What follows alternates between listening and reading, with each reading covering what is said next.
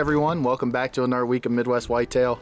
As you can tell behind me, the past week we've gotten a lot of snow here in Iowa, right around 20 inches, and the way my backyard looks, we might be more towards 30, 35 with the drifts blowing in through the back. Kind of doing a bonus episode this week to catch up on some of these hunts. We've had so much success this year, and both of these hunts are going to be decoy hunts. The first one is going to be in Missouri with Tyler Behlmann and his brother-in-law Jimmy. They were able to have success over a decoy kind of more conventional manner.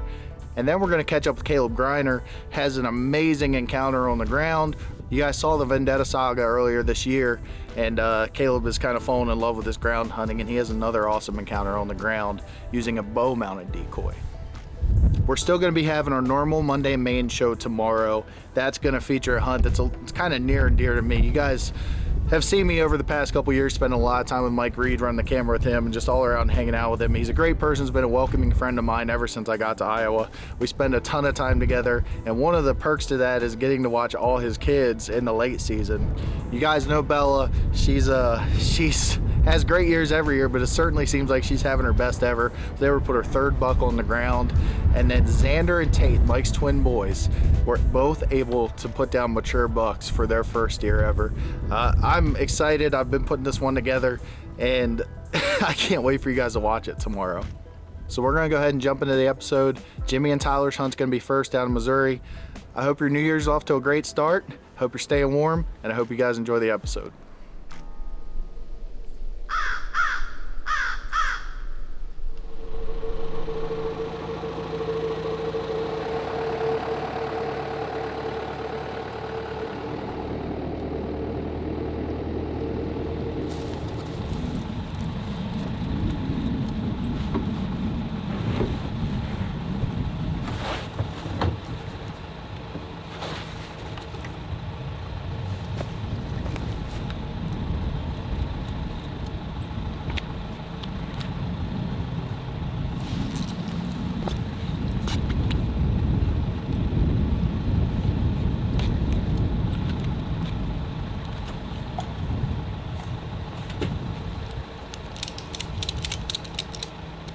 Well, it's the evening of December the 2nd, and Jimmy and I are out making our late season push here, trying to get Jimmy on his third buck. It is extremely calm today. It's overcast, and just kind of a muggy day. With it being so quiet and still, we kind of got in here in a unique way. We had my dad drive me in the bucket of the tractors. These deer are used to him being back in here, and we had to do a hanging hunt. So what that allowed us to do is get in and out of here without those cows following us and hanging around underneath of us all evening. And we put a decoy out as well, so I'm sure that they would have been curious on it. But we're overlooking a lush wheat field, sitting in the edge of this cattle pasture. While we were getting set up at about 1:30, there were some does already trying to make their way out in the field, and I think that just the commotion with the tractor and whatnot, they slip back into the bedding, and hopefully they'll work their way out. But we have a southerly wind, and it's blowing right in our face. Decoy set up at 15 yards. And we got a couple of mature bucks back in here that have been using the area, and hopefully they come out to feed in this field. Maybe snort wheeze at them, do a small rattling sequence, something to maybe pique their interest and have them come over and posture this decoy. That's kind of our mentality. We can't get too close to the bedding, as we knew that we would push everything off, so we're sitting back, gonna use the decoy as the lure, and hopefully they work in here and we can get Jimmy on his third buck. But nothing better to be in a deer stand. It's Missouri's antlerless season, so that's why we're wearing orange today. But he's got the stick and string in hand, and it should make for a pretty good evening.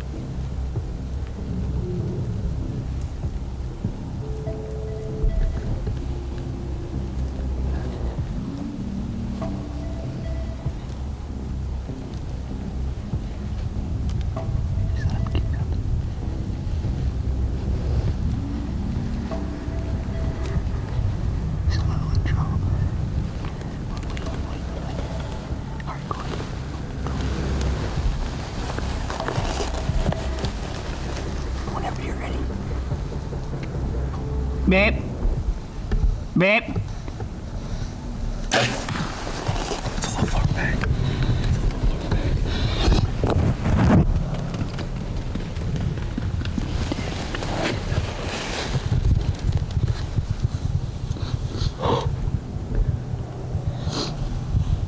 It's a little far back.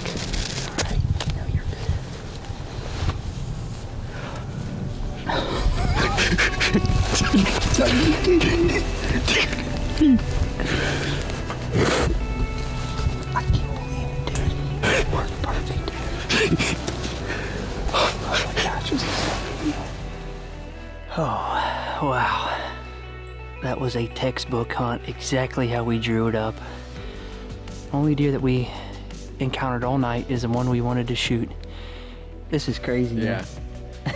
We were talking about it earlier. I didn't want to say it because I was like, I didn't want to jinx it. I was like, there's no way we'll have 3 bucks in 3 years in a row on the first day. Oh man, this is amazing. Well, the shot looked good, maybe a little bit far back. Deer's definitely gonna expire. We're gonna give him some time and probably head back to the house, recoup, get some lights and give him some time, but probably the last 20 minutes of light here that we had and everything came together. And I couldn't be more excited for Jimmy. This is so much fun getting out here and doing this with my family. Man, Absolutely. give me some, man. brother. Oh. Well, it's been about 3 hours after Jimmy shot the big 7, and as you can tell, it's starting to rain here. We feel good about the shot. I could see the aluminoc down in the trees before we left there, so we're thinking at least single lung, hopefully double lung. He ran off hard, and we feel like he's hit really well, but with this rain coming, we're gonna ease in there very quiet, try not to make any noise, and at least get to that arrow and check it out before this rain washes everything off of it and see.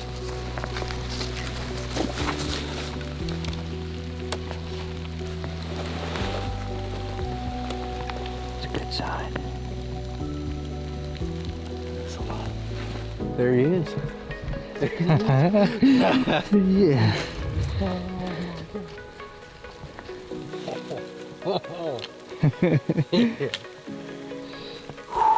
Man, that's a really, What do you go, 100, 150 yards? Maybe? say that, somewhere between there. Congrats, brother. Thanks, brother. Well, as you guys can tell, we had a pretty eventful evening last night.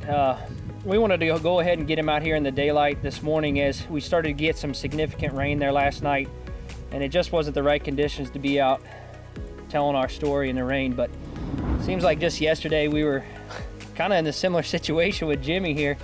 He's been on 4 total hunts with a bow in a matter of 3 days in the last 3 years. So his first archery hunt ever, he shot that really good 8-pointer the following year, which was last year.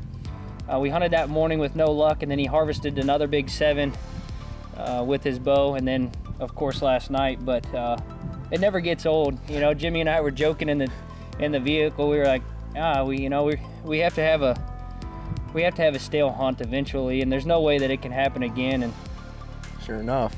yeah, it just, everything worked out perfectly.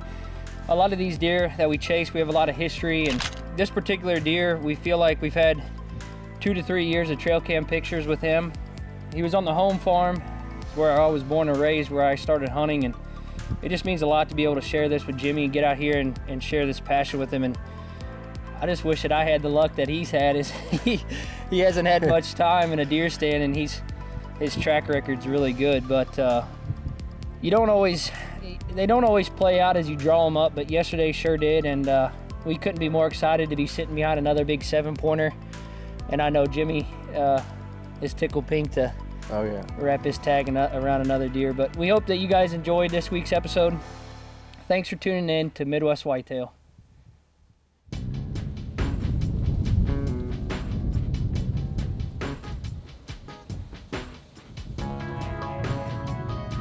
Man, it feels like that hunt just took place yesterday. You know, it never gets old to share those moments with your close friends, and really that's why we do it. But one thing I wanted to dive into that I didn't really specifically dive into detail about was just that entire setup of the cattle pasture in correlation with the deer bedding area in the wheat field that they were feeding on.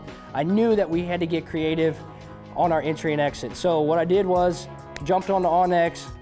I knew that the wind was gonna be a southwest wind, and I knew that I had to keep that environment as normal as possible. There was no way that I could go in there, do a hang and hunt. With where the deer were bedding to the south, they had advantage on us, an advantage point where they may be able to see what was going on in the pasture.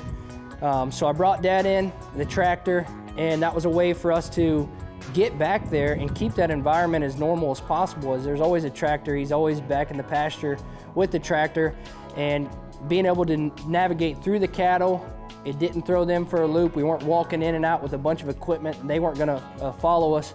The tractor went in, we did the hang and hunt with the tractor running, and not only was it normal to the deer, the cattle then, as the tractor left, in their minds, there was nothing for them to go and investigate. They weren't gonna be there being weird about the decoy in the edge of the wheat field and really just kind of linger around and make the deer be on edge. But that was the reasoning for the entry and exit.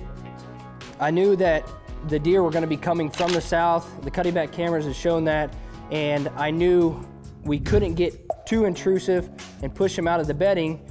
So there was a couple walnuts there. I knew that those trees were there and we could probably hang in them, and I had to close that gap, the 100-yard gap of a deer needing to get him into bow range. So that's why we put the decoy 15 yards quartering to us.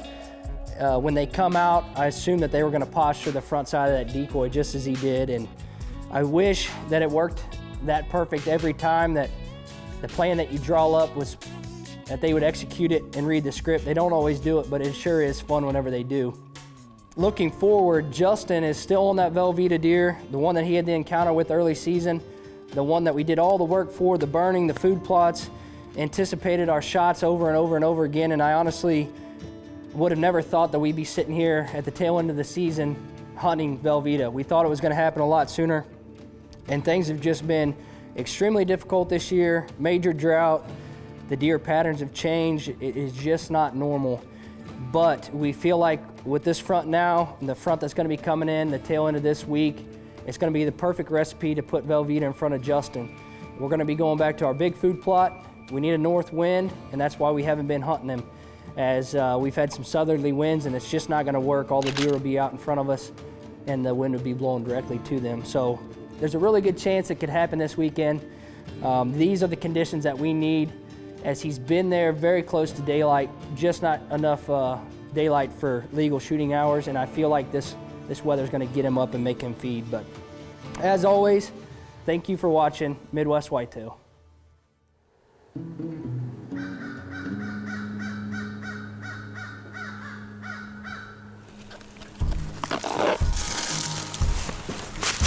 Better not forget that. It's the most important part.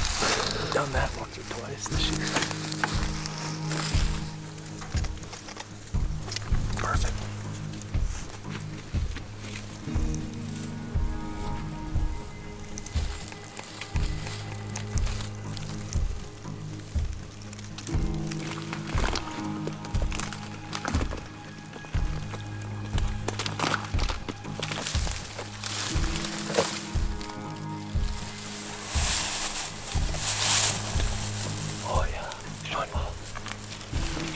This off. I have no need for it now. Well, Shay and I finally got set up. We're hunting off the ground tonight. It's been a while since we've checked in with you guys last. I've been taking a lot of people late season hunting down here, shotgun and then late muzzleloader. But Casey filled her tag, my younger brother did, Shay did, and we are finally hunting for ourselves again. Shay and I both have bow tags in our pocket, and we're hoping that we can get it done off the ground. The weather's been very warm here in Iowa, a lot warmer than normal. But this warm weather, there's food everywhere. Green's popping up all over the farm, so the deer are spread out everywhere. It's very hard to condense these deer, especially without snow, even when you got food plots. But we're strictly just hunting this big ag field back behind me. I've got a cutty back where this 8 point's been coming out. It's a good mature buck. I'd be happy to wrap my tag on. It's really tough for me to find deer in late season, especially with shotgun hunters running them around. So with any luck, hopefully Shay and I can get it done. There's 6 days left of season, and today's the first day, so get after it. Mess around and find out, as Shay and I like to say.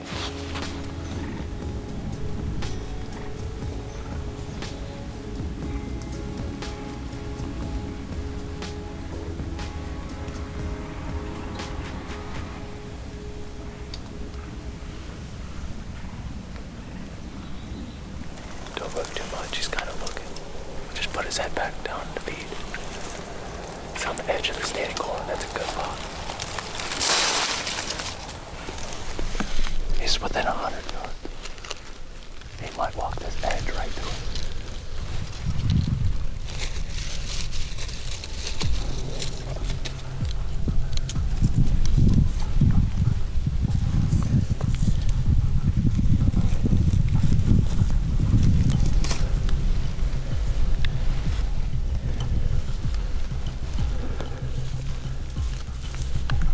Dude, he's at 20 yards.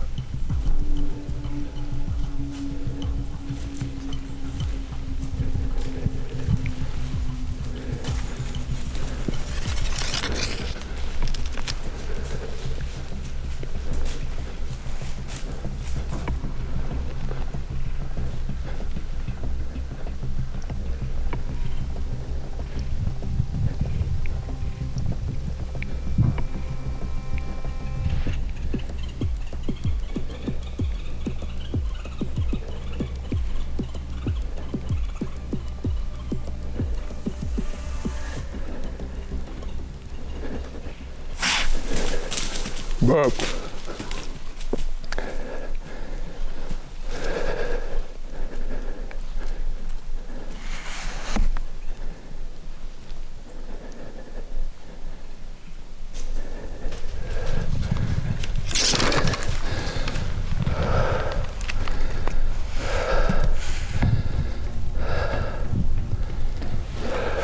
I could have killed him.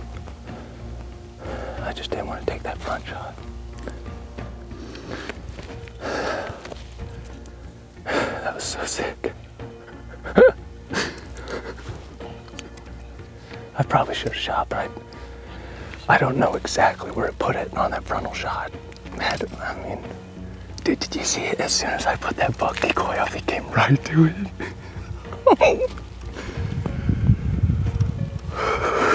I was shaking so bad. Well, I'm a little shook up. That's the deer we were in here after. I spotted him, and I put that buck decoy. I put it up, just raised it up, and immediately, I mean, as soon as he saw it, he started walking right to us. Had a 10-yard shot.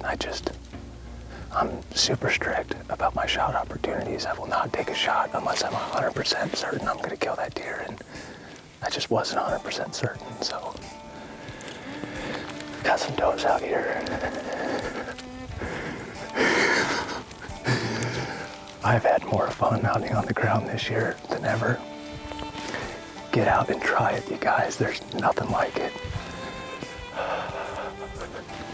Got about 6 does out here. Who knows? There's a couple other mature bucks. Might be able to have one give us another opportunity.